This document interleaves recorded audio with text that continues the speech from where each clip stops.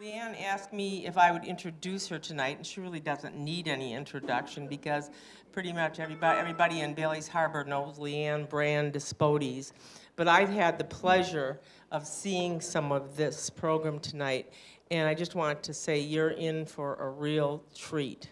She's just done an outstanding job.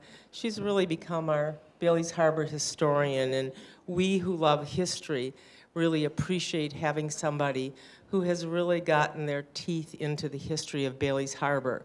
And because Branns are one of the oldest families in this town, and we're quite an illustrious family, this is a real interesting history to share with us. So, Leanne, I want to thank you for all the work and time, and I have to say, she did this when she was sick. So we doubly appreciate all that you did to put this program together. So thank you, and let's get on with this wonderful program. I know you're really going to enjoy it. Okay, can you figure out how to turn all these lights out? Sure.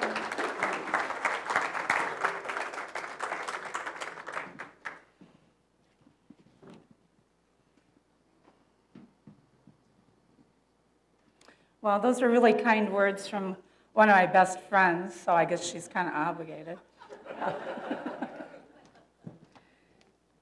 Okay, that's good.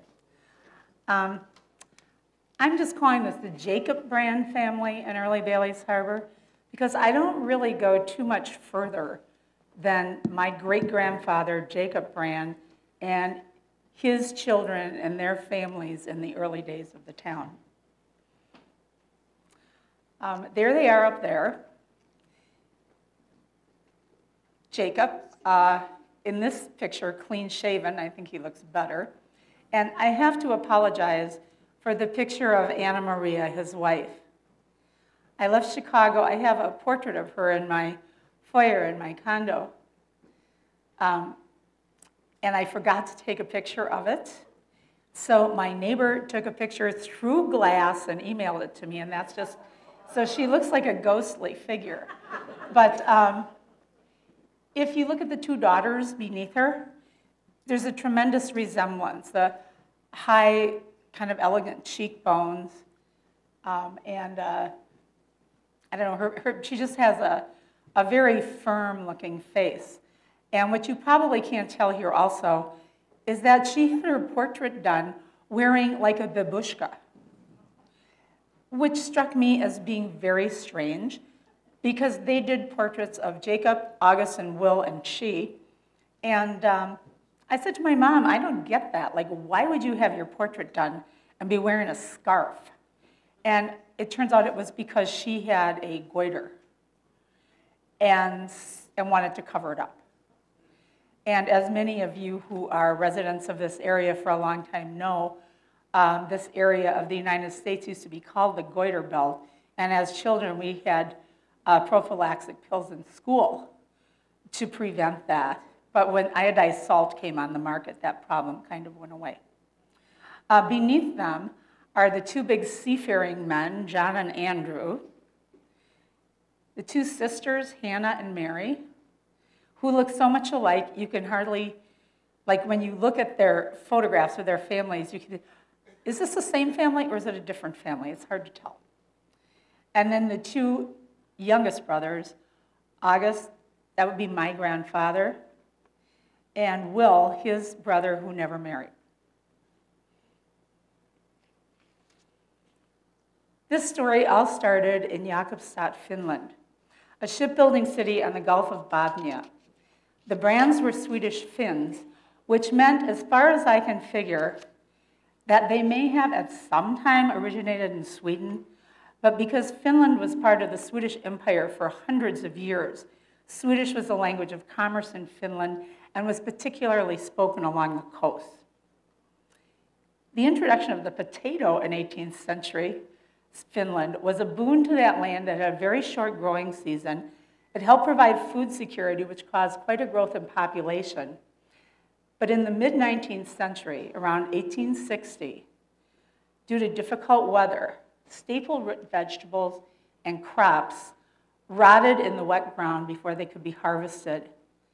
And that brought on the last great European famine, which was centered in Scandinavia. It was bad in 1862. People were wandering the countryside begging. Even bread was made using the lichen they scraped from trees. The situation was dire and lasted for years. At that time, Finland was a Grand Duchy of Russia, and Russia provided little or no support for them. And these are the circumstances that set the scene for mass immigration from Finland. Jacob Brann's family was part of this wave of immigration. The children came one by one, and they eventually brought Jacob and Anna to America. Jacob had a farm. This is the farm. This picture was given to my mother by John and Claire Brann, who traveled to Finland to meet the Finnish relatives in the 80s. Jacob had this farm, but he was also a seafaring man. And the family often suffered during long absences, according to my mother, his granddaughter. Her father was born in 1860, so most of his childhood occurred during this famine. He told of not always having enough to eat, but that his mother sometimes worked for a caterer, and when she could bring home leftovers for the children, then they feasted. The older boys, John and Andrew, went to sea, and this became part of the overall story. August and Will were the two youngest and grew up to be businessmen who owned commercial vessels, but they did not become sailors. The four Brann brothers arrived in America one by one from 1872 to 1880. Andrew arrived in 1872 at the age of 21. He was already a seasoned sailor, having begun his first voyage at the age of 17.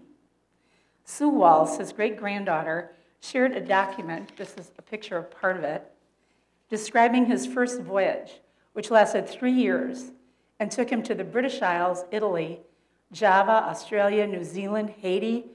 He went around Cape Horn and finally to San Francisco.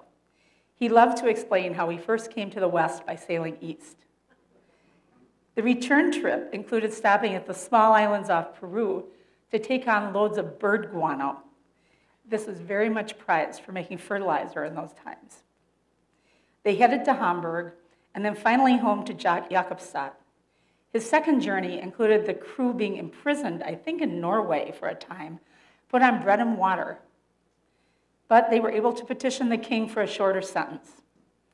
He lists several times he ran away from his ship. This happened mostly in the United States, and ends his story in the fall of 1872 simply with, and I made a little box around it, my fabulous computer skills, right here. At the end it says, then in the fall, to Be Harbor.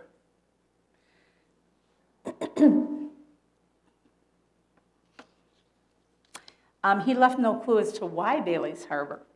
We don't know why it was his destination. But some obituaries and so forth indicated that the brothers came here to cut wood. That was a way you could definitely make some money. The geography and climate, much remembered Jakobstad, Finland. There's Jakobstad. And I would guess that he felt pretty much at home. And when I looked at these pictures online, the upper right picture, could that be Tufts Point? I mean, I think. And the beach could easily be a beach along Door County. And even the aerial view of Jakobstad is not dissimilar to an aerial view, perhaps, of a town up here. Sue's father, John N. Brann, told me how he loved to listen to Grandpa Andrew tell stories of his travels. Andrew was followed next by John, the oldest brother. 2 years later by August, who was maybe 14 or 15, and last by Will, who arrived in 1880 at age 16. A couple of years later, they brought their parents, Jacob and Anna Maria. It's difficult to find out much about the two girls, Hannah and Mary. But Hannah and her husband, Alfred Olander, a boat builder and fisherman, immigrated in 1884. And I did just yesterday discover that Maria married her husband here in early 1885, but I'm not sure when she actually came, if she came with her parents or I don't know. It appears that the four Brann brothers and their father worked and farmed when they first arrived. In 1891, they erected a building just north of John Brann's house to be a furniture and general store. Now, this is their first ad. And it says, time and space will not permit particularizing. But if you're in need of anything in household furnishing or in the matter of hardware, it will be for your interest to give me a call before placing your order elsewhere. And then notice right under that, this becomes important in the story too, undertaking a specialty. Now, we never got or heard any details except that they prepared bodies for burial and they provided caskets. Funeral parlors, as we know them, weren't a thing then. People just were laid out in their own homes in their parlor.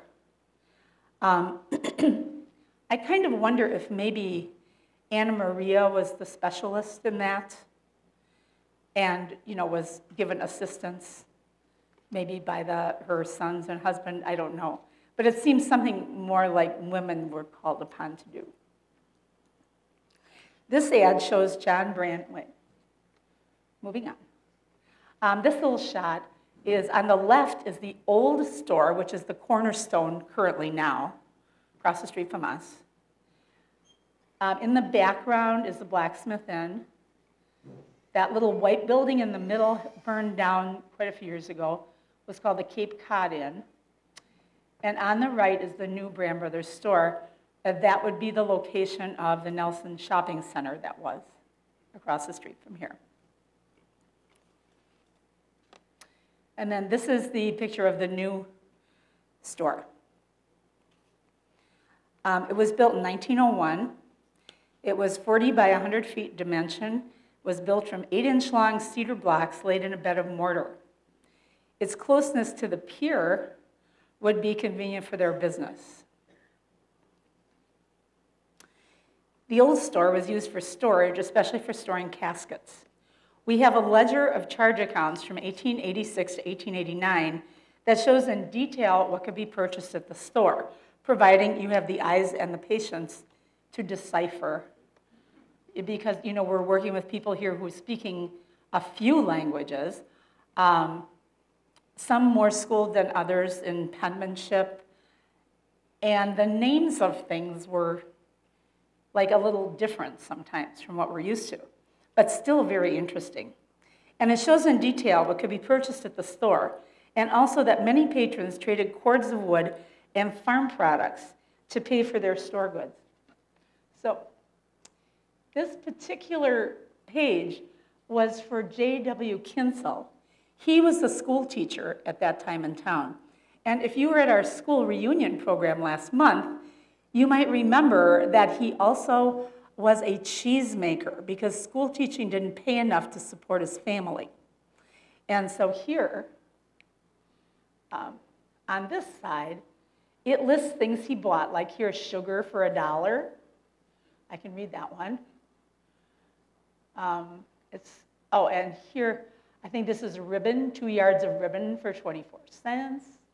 But over on this side, it tells how many pounds of cheese he's bringing to the store, which they will then ship on their vessels to the cities and so forth, and he'll receive a store credit for it. So then down here, store bill 3139, credit 5033, paid in full, and then he goes on, it goes on to the next transactions. And I just picked that page because it was not so jam-packed with writing as many of the other pages. But Mr. Kinsel plays a part in a rather dramatic story that comes later on, so I thought it deserved to have a little honor. In addition to the store, the brothers had a small fleet of schooners operating off the 1,100-foot-long Brann Pier that was originally the Kilgore Pier, which he let go to rack and ruin, was then purchased by someone named Chipman and Razor, and I think they found it to be too much to get in good shape, and they sold it in 1886 to the Branns, to Jacob and Anna Brann. The picture on the left, my best estimate is that it was taken maybe between 1910 and 1915. And on the right is an aerial shot, which is not the easiest thing to make out. But you see along here, this is the remnant of the Brann Pier. This is a breakwater we have. This would be like Nelson's here, just so you have an idea. And this does definitely show how long it was.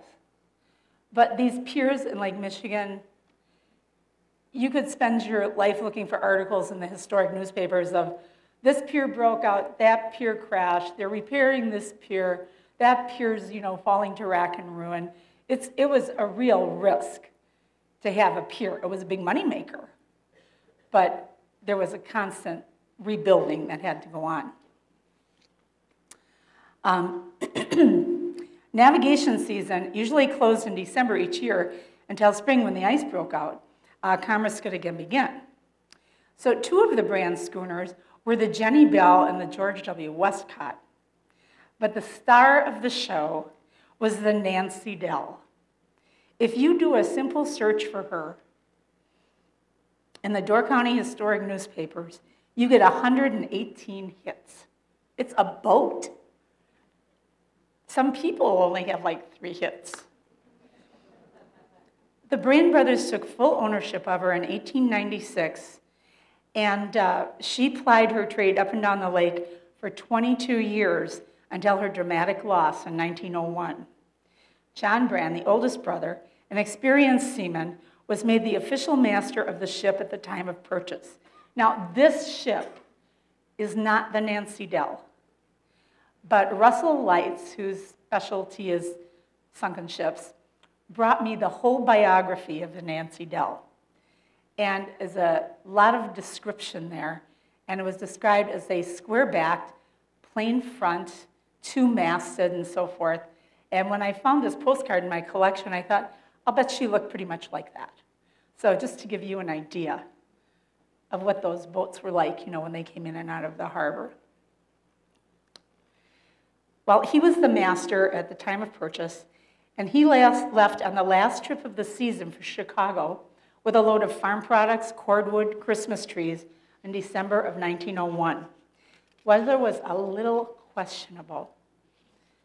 After a time, they hit a blizzard in below-zero weather, and after 2.5 days, finally hit water near Gary, Indiana, that was shallow enough to drop an anchor, which had to be chopped free of huge amounts of ice before they could drop it.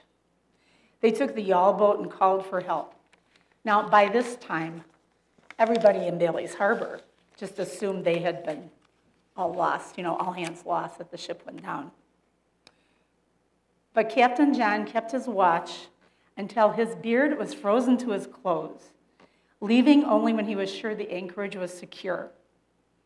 One of the heroic crew interviewed later said that they must have pumped the entire Lake Michigan through that boat before it came to anchor. The Nancy Dell and her cargo were essentially destroyed, so Will Brann, the young brother, went south and sold it lock, stock, and barrel for $600 at quite a huge loss.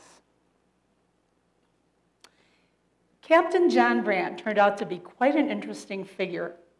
All I had ever heard about him from my mother, and she had never really known him, was that he was a ship captain. Like, you know, there were the businessmen, and there was the ship captain, and so forth, and that he had a little problem with drinking. I think she said that maybe twice, and just like that, you know, just like, you know, we don't know if it was bad or not bad. In 1883, he traveled back to Jakobstad, Finland, and I suppose that was probably to tie up any business, you know, land sales, whatever, because everybody was now over in the United States. He was interviewed by the Advocate on his return from that trip, and he provided a great understanding of the hardships in Finland following the 7-year famine, and underscored how he loved the United States and the opportunities it provided for the poor and king-ridden individuals of the world. The next mention of any Brann in the local papers was a lengthy description of a court case that John and Andrew brought against a man who claimed a young bull that they had that had kind of gotten out of its pen and was running around town. And he claimed the bull was his, they claimed the bull was theirs. And it's fun to read the article in the paper because you can tell so much of it is tongue-in-cheek. And they're talking about, when do young bulls get wrinkles in their horns? When do their teeth fall out? You know, how big are they? And, well, the Branns won that case. And nobody ever saw any sign of this similar bull of Mr. Krauser's. So we'll never know the end of that story. That's followed at the end of 1885 by Captain John Brann getting married to Ellen Short at Andrew Brann's house, Christmas evening, 1885. Dancing past midnight, it was reported that all of the guests felt royally entertained.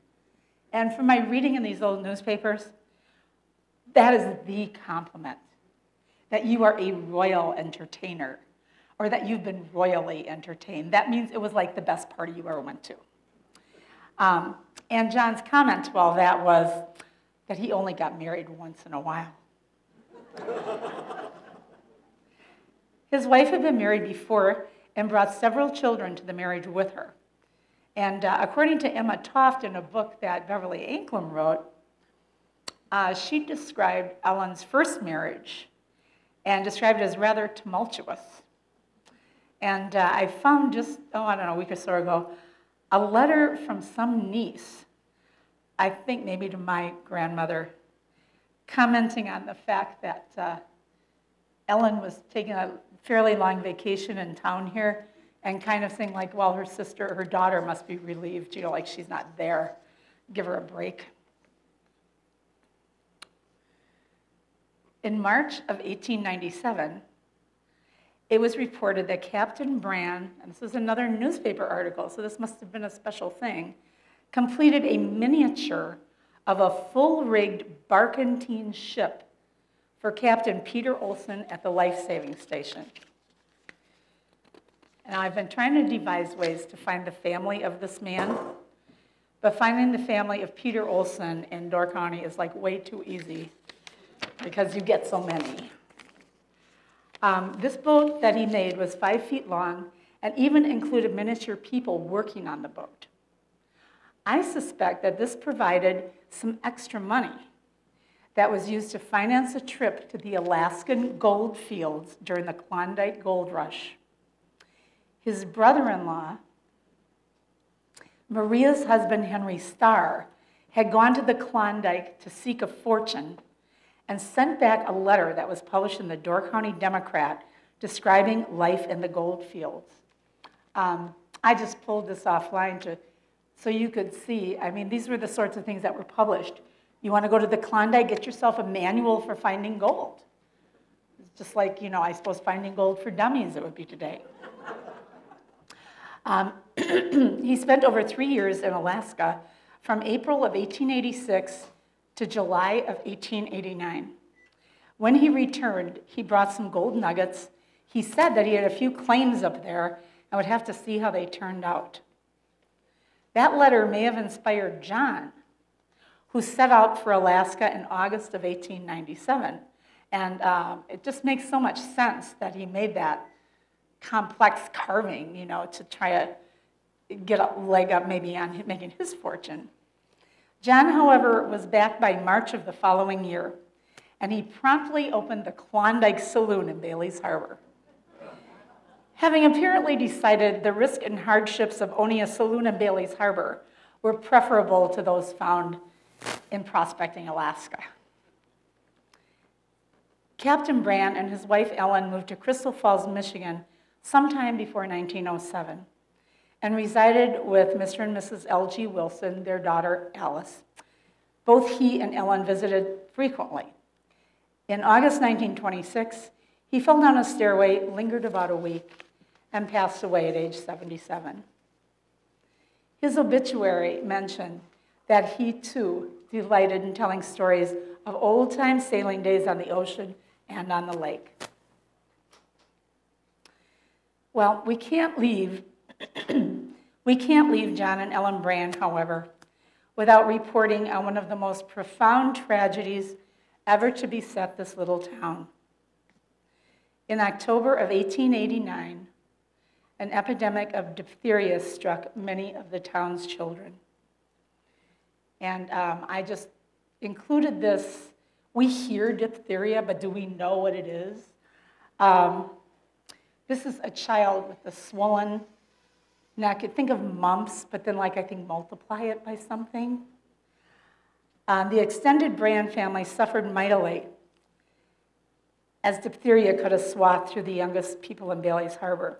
J.B. Rick was a town doctor at the time, and in responding to requests for information, he provided a summary of the epidemic for the Independent newspaper on November 29th. It's worth noting that he sent his own wife and children away as soon as he recognized the danger. The doctor suggested the infection may have come through someone who had attended a public entertainment somewhere.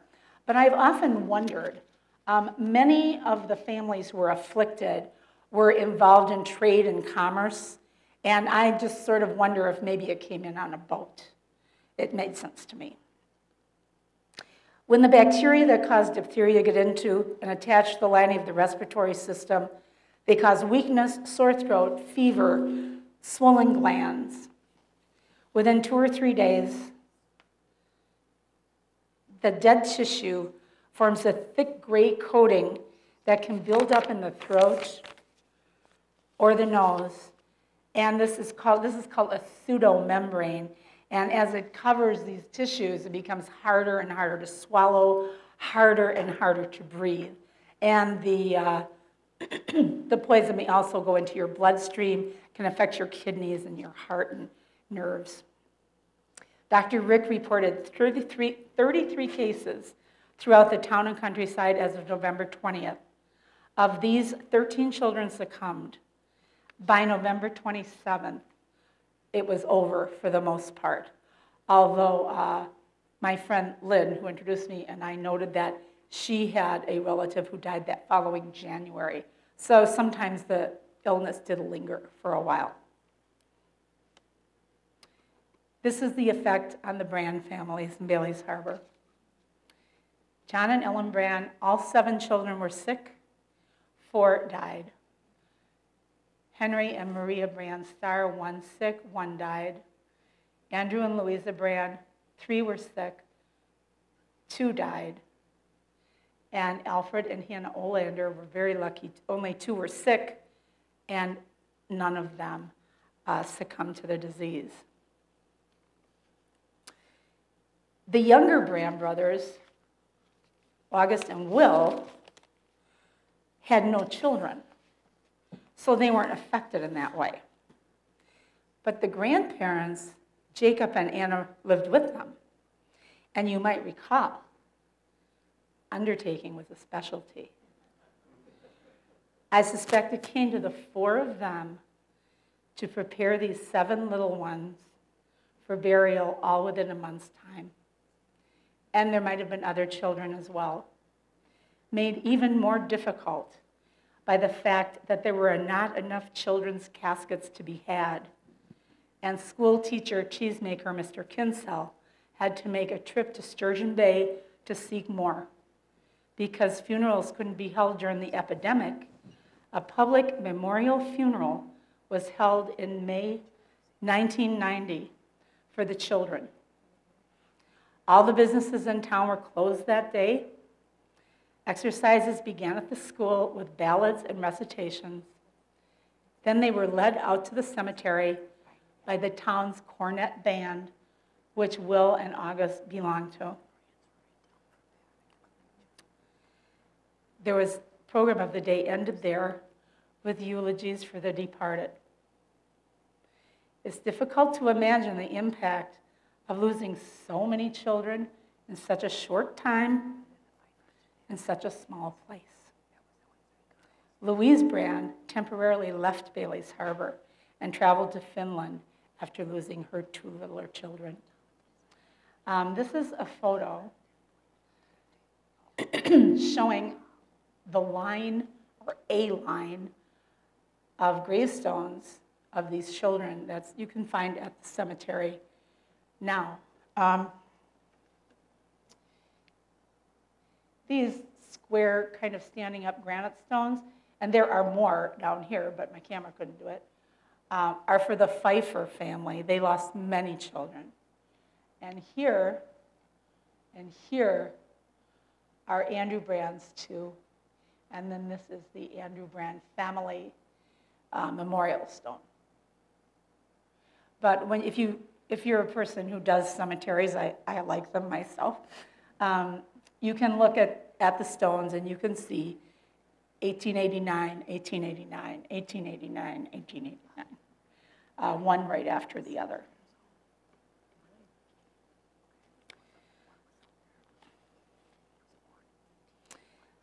Andrew and John Brann, the two older brothers, were partners for years.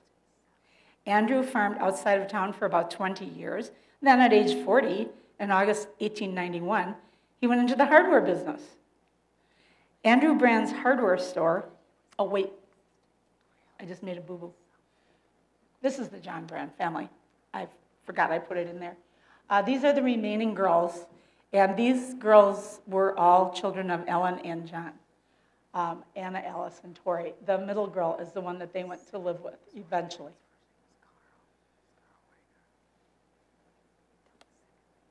And then here is Andrew. He decided to start being an entrepreneur in 1891.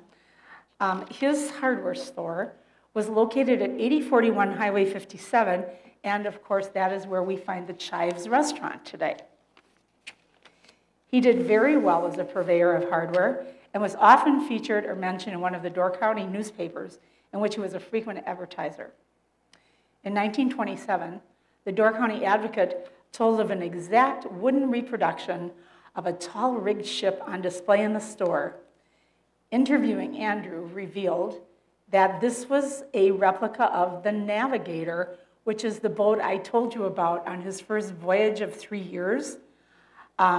He did the whole boat while he was sailing because it passed the time when he didn't have things to do. In fact, he did it twice because it was almost finished, and then they hit some rough seas and everything kind of got smashed, and so he started all over to finish it again. But he claimed he didn't mind because it passed the time. And what I love, he loved to show this to his patrons. And I think you get the understanding that he was kind of proud of that, because his family picture, the most prominent thing in the picture is the Navigator. I loved it when I found that out, because I've looked at these old pictures, my whole life. And I knew that John was the captain, and I knew that Andrew had the hardware store, and I could never figure out why would Andrew have a model ship in his family picture, but, well, now we know. Louise Newman and Andrew met in Finland. She joined him in Bailey's Harbor once he was satisfied that they could have a successful life here. Andrew and Louise's surviving son, John, was eventually joined by two more brothers Andy and Paul Gustav. Louise took her place in the community as well. She was known for her work with Emmanuel Lutheran Church and was head of the Sunday school for several years. She was also a founding member of the Ladies Improvement Club, sometimes jokingly referred to as a cemetery club due to their extensive first projects in improving the town cemetery. This club still exists today as the Bailey's Harbor Women's Club and continues to do good works for the benefit of the town, especially providing college scholarships for local children. Andrew and Louise's industry and good works seemed to come together in 1913, the year the Women's Club was founded. That spring, Andy Brann graduated from high school in Sturgeon Bay with his cousin Lester, the oldest son of August Brann. Andrew had the old hardware store torn down and a new 24 by 48-foot modern hardware replaced it that summer. I think the family lived in that building, but I know that there was a farm, so I'm not 100% on that. Andy and Lester were avid baseballers, and the team played the Brann Field adjacent to the Brann Brothers General Store, and that you will see again called the Brann Field just south of the Cornerstone. But Andrew and Louise were not to be spared more tragedy. Their son Andy was gassed while serving in World War I. It caused weakness in his lungs and made him vulnerable to TB. He died at an early age, leaving a wife and daughter, Betty Lou, who many of you may have known as Betsy Hendrickson. Andy was a very popular county agent in Oneida County, which is what he went to as his career following getting his degree at the University of Wisconsin. Another son, Paul Gustav, Sturgeon Bay, oops, you're supposed to be looking at them. Sturgeon Bay High School valedictorian, University of Wisconsin graduate, doing business on the East Coast for a large company, died unexpectedly too. He became ill, returned home, and his death is described in The Advocate as from typhoid fever. I talked to my doctor about what happens when you get typhoid fever, and he said it can be a wasting kind of disease, so that made sense. The story my mother always said was that he died of brain fever, which could mean a lot of things. I mean, I don't think it was very defined. Of their 5 children, only John W. Brann survived to old age, making his mark at the University of Wisconsin as a professor of horticulture and in Bailey's Harbor as a beloved local historian. This brings us to the other 2 Brann brothers. And don't they just look snappy compared to those old seafaring guys? I mean, I think they do. The bachelors, August and Will. They were younger, and it seems as close as 2 brothers could be. They took over the general store furniture store that John Brann had started in 1891, purchased the pier, and they also purchased interest in the schooners. From time to time, they served in town government as supervisors, constables, and so forth. As mentioned earlier, parents Jacob and Anna lived with them. Now, Anna was 65 years old in 1889 for that diphtheria epidemic. And somewhere in there, I don't know what year, a young girl, Lena Olson from Ellison Bay, was hired to help in the house. The arrangement was successful until spring of 1894, when Anna Maria began to fail. She passed away on June 11th. And here's Lena, a little bit older than when she started, but not a whole lot.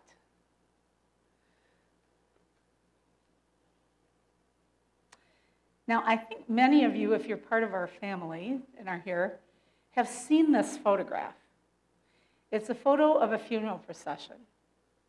And for my whole life, I've been told that that was Jacob Brann's funeral procession. But then I started doing this little bit of research, and what do I learn? but Jacob Brann died in December. And I can't really see those leaf trees, in December. It didn't make sense. I suspect that this was Anna's procession. Her obituary made particular mention of the large number who followed the hearse to the cemetery. After Anna's death, it appears that Lena, still a teenage girl, had charge of the three-man Brann household. In October 1895, 18-year-old Lena and August Brann married, though there was an age difference of 16 years. I've never heard that this was anything other than a love match and a long and very happy marriage. But I'm sure that if the household was to remain intact, propriety dictated that a marriage had to occur. I mean, how do you have a young girl of 17 or 18 years old in a household with two bachelors and their father? I mean, it wasn't going to go on very long. And it seems to me that propriety was really onto something. Because August and Lena's first son, Lester, was born on March 15th, 1896, which was, not terribly long after October. 5 more children, 4 more boys and a girl, were born in the living quarters that were part of the Cornerstone store setup. The Brann Brothers Enterprises continued to be a success. And in September 1901, it was reported that a new store was nearing completion on the lake side of the highway. This included a hall on the 2nd story that was used for dances and gatherings of all kinds. One such gathering was the stockholder meeting, the first stockholder meeting of the Door County Telephone Company in April of 1905. Now, just because I have this, I thought I'd show it.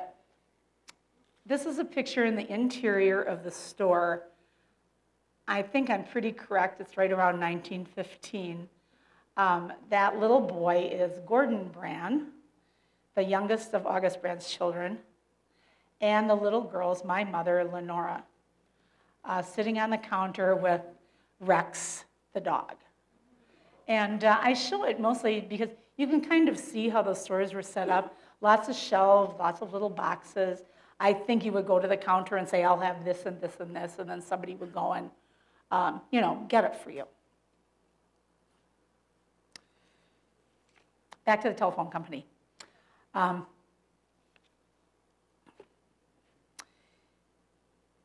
The Wisconsin Telephone Company was just unsatisfactory for Northern Door. They had no interest in stretching out up here. It was just too doggone hard, and there were too few people. But eventually, a plan was made to share equipment and long-distance service and so forth. And Roger Edoff was put in charge. He was a real town mover and shaker, later moved on to the county board and so forth, very significant guy. And by 1906, poles were being installed and wire was being strung. There were many difficulties to be overcome, not the least of which was erecting telephone poles in bedrock. But in 1915, the Railroad Commission established a switchboard in Bailey's Harbor that was installed in August and Will Brann's new home at 8104 Highway 57. The house is still there, and August and Lena's granddaughter Barb lives there with her husband, and they've done extensive remodeling. So you might have to look, like maybe twice to make sure, but the house is still there. And I always thought it was a great house. Bailey's Harbor became home to the Door County Telephone Company, which also served as a sometime answering service for residents, a fire alarm system, and even a way to find your mom when she wasn't answering. Due mostly to difficulties in keeping up with technology, it was sold to General Telephone in 1959. With the advent of direct dialing, we saw the end of an era. We lost that voice asking, "Number, please?" And August, one of the company founders, served as vice president of the Door County Telephone Company from its founding until his death in 1942. The August Brann boys were perpetual members of the Bailey's Harbor baseball team, along with Andrew's son, Andy. And we often see them pictured with the town team, as well as mentioned in the sports pages of the local papers as games are described play by play every week. Lester was often referred to as Little Brann, being a little shorter in stature, to distinguish him from the others. The games were played on Brann Field for many years, right in the middle of downtown. The town has designated that space right across the street and south of the town hall. This enthusiasm continued through the 1950s as August and Lena's youngest son, Gordon, known as Buster for many years, has been recognized as one of the best players in the history of Door County League. His son, Chuck Brann, was a Door County sheriff for many years. And here,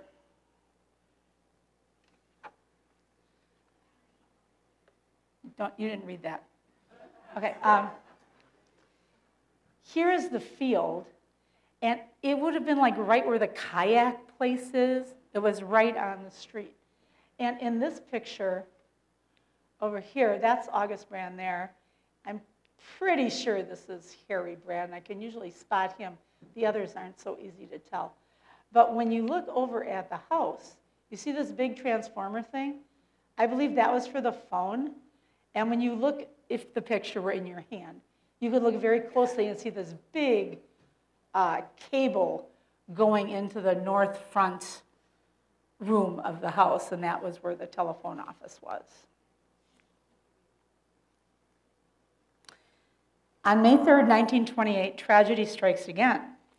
August, at age 68, lost the Brann brothers' store to a devastating fire with an estimated loss of $10,000. And according to my mom, she said they thought that scout tent stored on the top floor had been waterproofed with something combustible, and that the fire started through spontaneous combustion, like a hot day and all that sort of thing. The large number of villagers who helped fight the fire were only able to save some of the contents of the first floor. And ironically, which I'm sure you can see by this front page headline of the Advocate, this huge fire, devastating for Bailey's Harbor, certainly for the Branns, was just a sub-headline. Because that very same day, a 9-structure, $50,000 fire at Valmy was the really big news of the day.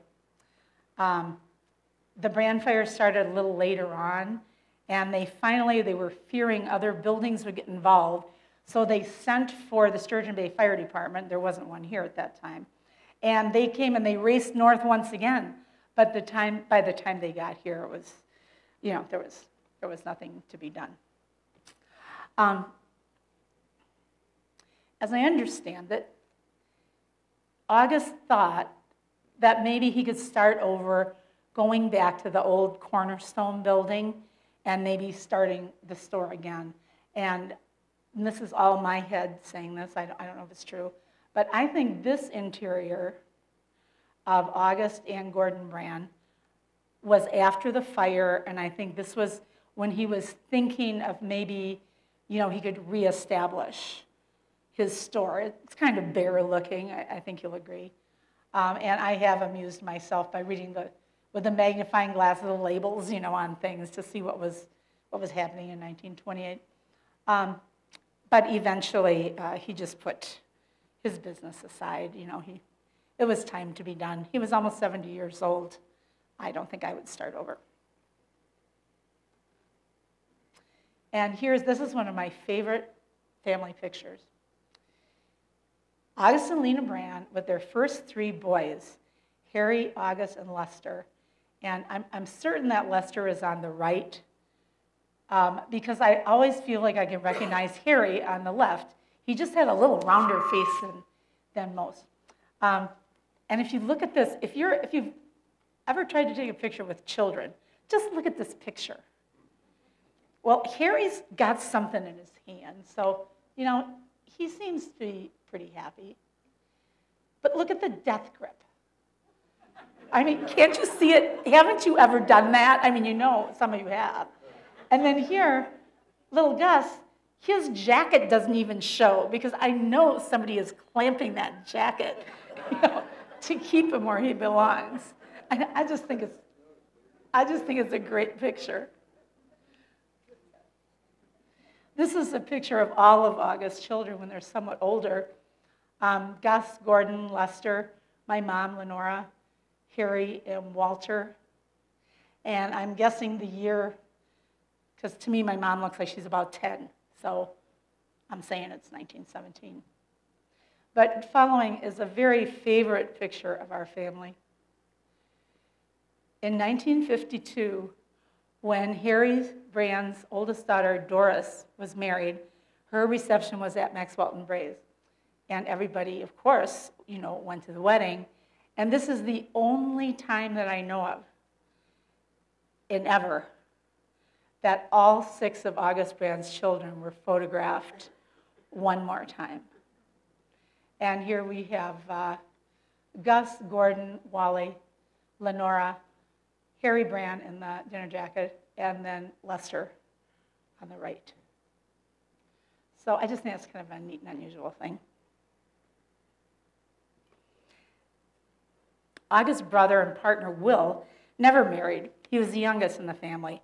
I was told he was raised by or lived with a minister's family in Finland, mostly because the Branns just couldn't afford it. And he was born in 1864, right at the height of this famine. And apparently that minister also attended somewhat to his basic education, so it was a further benefit. Now you can see by the photos he was a dapper fellow, and I will tell you, you might note, that he is very often found in the company of a good-looking horse. In fact, Will's racehorses were often put to work pulling the hearse and buggies for the undertaking side of the business. Once, at least, there was a runaway, and one of them got spooked at Grover Williams' funeral. And August often joked that the guest of honor had probably never had such an exciting ride in his life. Horse and sulky racing was a common entertainment, and according to the papers, Will won some and lost some with Bell, Dan Patch, and Mucko Elect, which were taken to the state fair in 1914. Every fall, it was reported he went to the state fair, and he was often mentioned as judging at the county fair. So for many years, he was a judge of horses at both fairs. And in fact, Mucko, who you just saw, I think was considered to be a pretty fine horse because after Will passed away, it was reported in the newspaper that August Riebel purchased him. And you just really don't see that many, like Dobbin purchased by so-and-so, it doesn't happen. So I think Mucko was probably pretty special. Well, because Will didn't have a family, I think he was the one that was often traveling on business. It was he who settled up the Nancy Dell disaster. He's often reported as traveling to Milwaukee, Chicago, and something on business, arranging shipping destinations. And he was also active in community affairs, serving as justice of the peace, constable, running for town chairman, serving as vice president of the commercial club, chairing its committee for the booth at the county fair. In 1898, Emma Toft's sister Lucy writes that their sister Mary has a fellow, and it was Will Brann.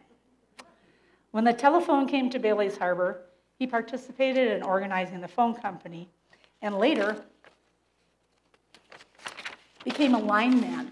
He traveled all up and down northern Door County, establishing lines, fixing lines. You can only imagine, things that would happen that would have to be done. He was an attendant at Henry Gaddai's wedding, and apparently had a splendid time at a leap year party in Sturgeon Bay that he attended with a lady friend from Sevastopol. He was an active and eligible bachelor. But during the post-World War influenza epidemic, 55-year-old Will was stricken with the illness in November of 1919. It appeared he was on the road to recovery when a large carbuncle appeared on the side of his head. And the pain was so severe, they took him to the Echelon Hospital in Sturgeon Bay. It was theorized that because of his weakened condition from the flu, when sepsis started spreading through his body, his heart failed, and shockingly, he passed away overnight. And this was a man who a week before was absolutely fine. His sister, Mary Starr, also died of Spanish flu a little earlier that year in Racine in the spring. Though Will and August conducted all their business on a 50-50 partnership, they never had gotten around to formalizing any of it. And when it became a real possibility that Will could die, and die intestate, steps had to be taken. The day before his death, a warranty deed was completed, which I'm showing you here, that formalized the division of all August and Will's holdings, including real estate, the business, the house, Brann Brothers' debts, and provided that $25 be paid quarterly to oldest brother John Brann until his demise. Will was the youngest of the brothers, yet the first to die. He has been memorialized time and time again as William appears in the names of many of his nephews. Now for the girls. Maria Brann Starr was the first of her generation to die. She passed away in early 1919 of the Spanish flu, but it's hard to find out much about Mary. We do know she was the only sibling to leave Bailey's Harbor. Henry Starr seemed to have a wanderlust and was an enterprising businessman. He spent a time in Utah in 1890 working as a carpenter in a lead mine, trying to figure out if that would be a great place for them to go. Mary was in Bailey's Harbor with the children. In 1896, he left for 3 years, as I told you, to seek his fortune in the gold fields in the Klondike. Mary remained in Bailey's Harbor with the children. Eventually, he came back. They moved to Sister Bay, and then later settled in Racine, Wisconsin. I'm sure that while she was here with her children, she enjoyed the support of all of her siblings, and probably they saw to it that, everything was taken care of, but still. And this is just a little something I noticed. I think you can see it. On the left is Mary Starr, her 2 girls and their son. On the right is her sister, Hannah Olander, their 2 girls and their sons. The dresses are identical. I'm not even going to make a comment on the dresses. Let me just say they're not at the top of my fashion list. But, you just have to wonder. They're 2 sisters. Did they just get together and say, oh, let's make the girls these great gingham dresses with a rickrack, and then we can have our picture taken and all that. But, I've had these pictures for my entire life, and I think 2 months ago I noticed that. So, not so much for being observant, but I just thought it was kind of fun to point out. Now here we have the Olanders, Alfred and Hannah Brann Olander, with Mary, August, Alfred, and Alina.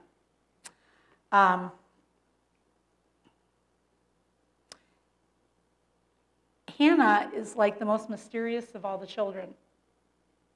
I don't know anything about her. I know the names of her children. I know the names of her husband. I know she looked just like her sister, and they apparently had a little sewing club.